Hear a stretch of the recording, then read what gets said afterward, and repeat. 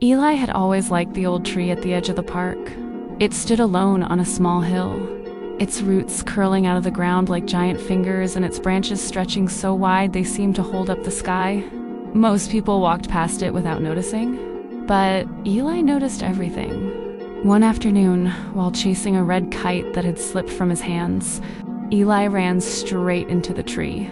The kite tangled in the low branches, and as he reached to free it, he saw something strange. There was a door in the trunk.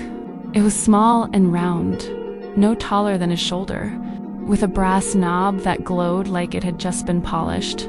Eli stepped back, blinked twice, and leaned closer. He touched the wood. It was warm. "Trees don't have doors," he whispered. The knob turned under his fingers. The door creaked open. Inside wasn't darkness, but a soft golden light.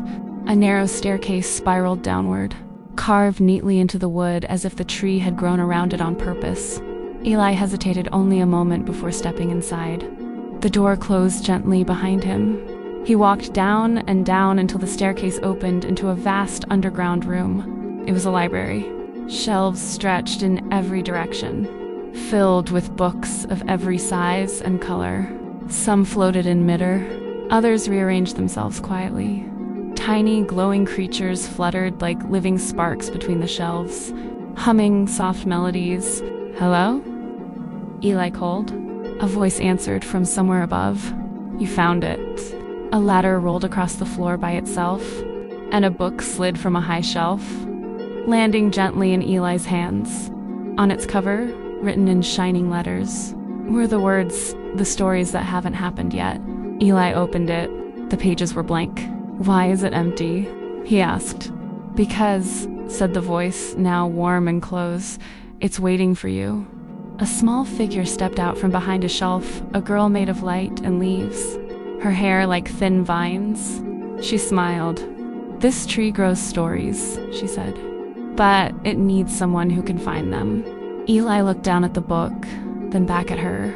"You mean I get to write them?" She nodded. "Every time you come back, the door will open. Every time you imagine, the tree will grow." Eli felt something spark inside him, brighter than the glowing creatures around him. For the first time, he realized stories weren't just things you read. They were places you could go. He hugged the book to his chest. "I'll come back tomorrow," he said. The girl smiled wider. "The door will be waiting." When Eli climbed back up the spiral staircase and stepped out into the afternoon sun, the park looked the same as always. The old tree stood quietly on its hill. But now he knew what lived inside.